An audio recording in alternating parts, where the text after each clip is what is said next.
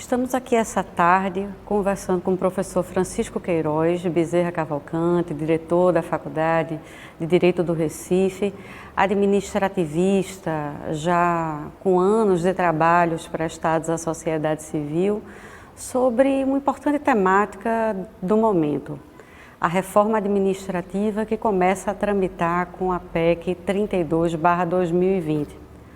Professor Francisco Queiroz, como é que o senhor, que já vivenciou provavelmente 3 reformas administrativas, viu a construção do mito da eficiência, além do Decreto-Lei 200 de 67, na Emenda Constitucional 19 de 98 e agora na PEC 32, avalia a motivação dessa proposta de emenda constitucional?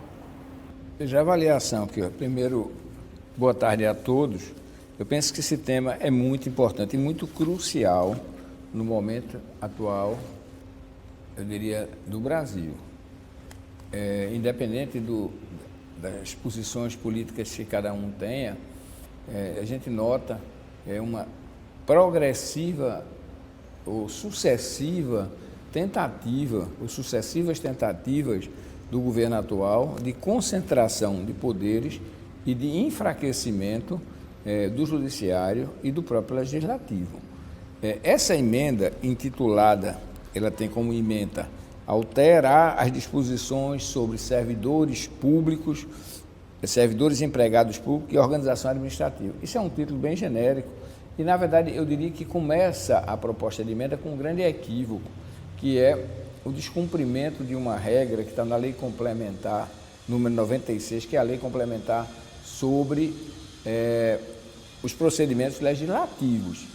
Por exemplo, jamais deveria se ter um projeto de emenda constitucional ou de lei complementar ou de que quer que fosse sem incluir matéria que não está indicada nem na emenda e nem no esboço que deveria ser tratado. E aqui nós temos lá atrás várias coisas escondidas debaixo do tapete e algumas muito sérias. Eu começo criticando o projeto de emenda porque ele incorre num erro muito comum hoje no Brasil, que é a excessiva inserção de princípios, alguns princípios que nem jurídicos são. Veja, a emenda começa dizendo assim, alterando o 37 da Constituição. A administração pública direta e indireta de quaisquer dos poderes da União, Estados, Distrito Federal e municípios obedecerá aos princípios. Legalidade já existe, impessoalidade já existe, imparcialidade criada agora, embora já embutida nos pretéritos, moralidade, publicidade, transparência.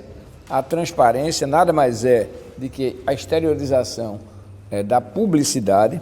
Inovação é um princípio típico da área tecnológica, não é princípio jurídico. A gente pega os textos, os estudos sobre o princípio da inovação, não é algo característico da administração pública. E nem sempre a inovação, com o risco que ela tem, é o aconselhável na administração. O princípio da responsabilidade. Isso já existe. A responsabilidade da administração está prevista em relação à responsabilidade dos entes públicos, a responsabilidade dos agentes públicos, os critérios de autonomia, isso está tudo estabelecido. Outro princípio que não tem sentido, o princípio da unidade. O que é o princípio da unidade da administração no Estado Federativo? É algo complicado. É alguém tentar imaginar que nós teríamos uma concentração, uma tutela da União sobre os estados e municípios, é uma aberração jurídica. E é uma aberração jurídica. O princípio da coordenação, a coordenação, ela já existe como princípio inserido no melhor texto de reforma administrativa que já se fez no país, que é o Decreto-Lei 200. A gente sempre critica, o regime militar foi terrível, concordo, mas nem tudo é de todo ruim e nem tudo é de todo bom. A estruturação da administração pública que se fez com o Decreto-Lei 200 organizou totalmente a administração brasileira. Aí segue, princípio da coordenação, boa governança pública.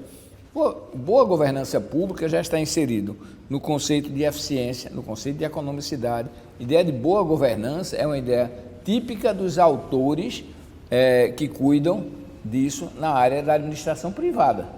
Não tem sentido algum. Princípio da subsidiariedade, esse é perigoso.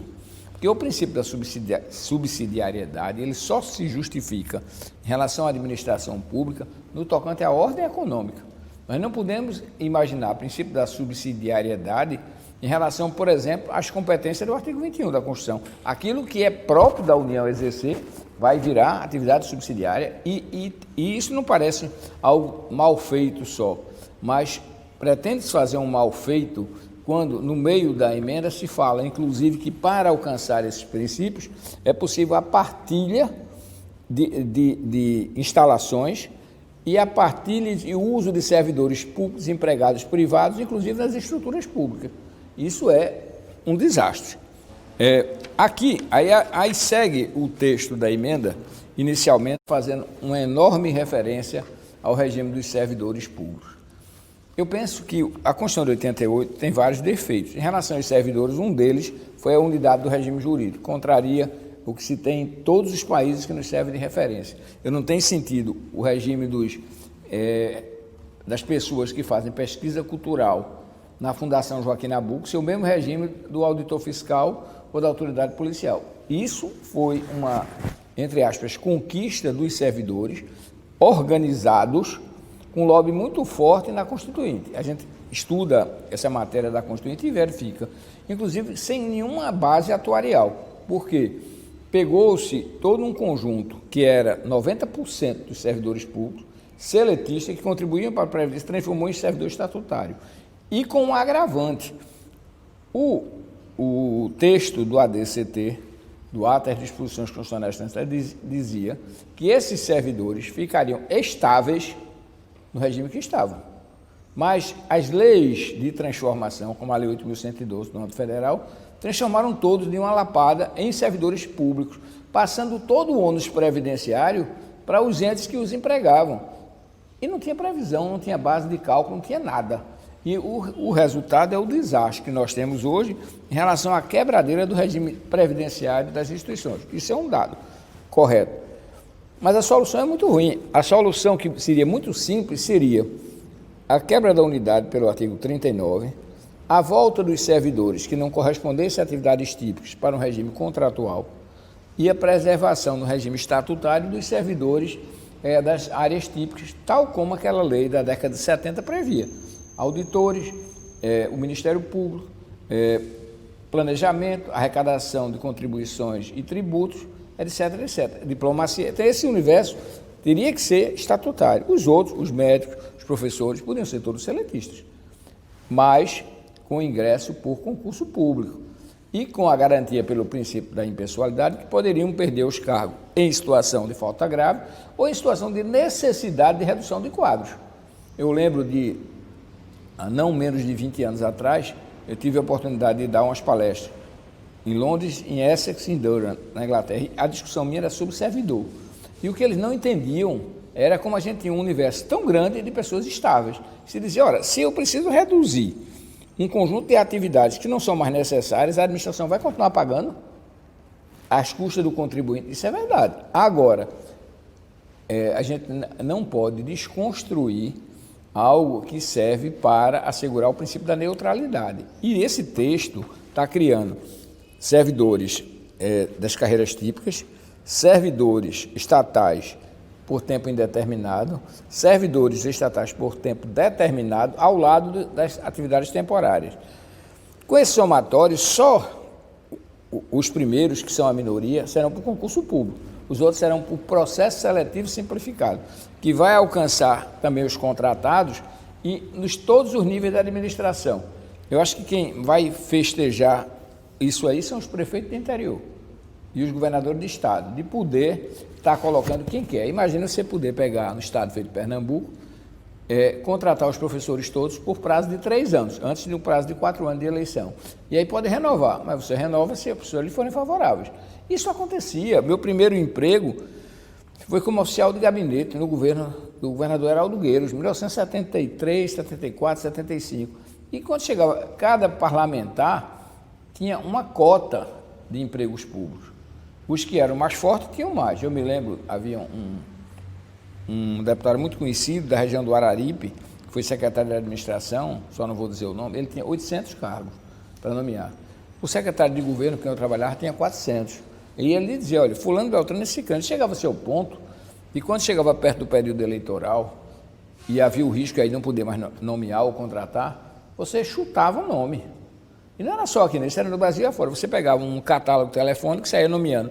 Resolve nomear Maria José da Silva, Pedro Antônio. E depois, o que saía no Diário Oficial era assim: ato de retificação. No ato número tal, onde se lê Maria José da Silva, lê-se Antônio Pedro dos Santos. Então, até isso havia.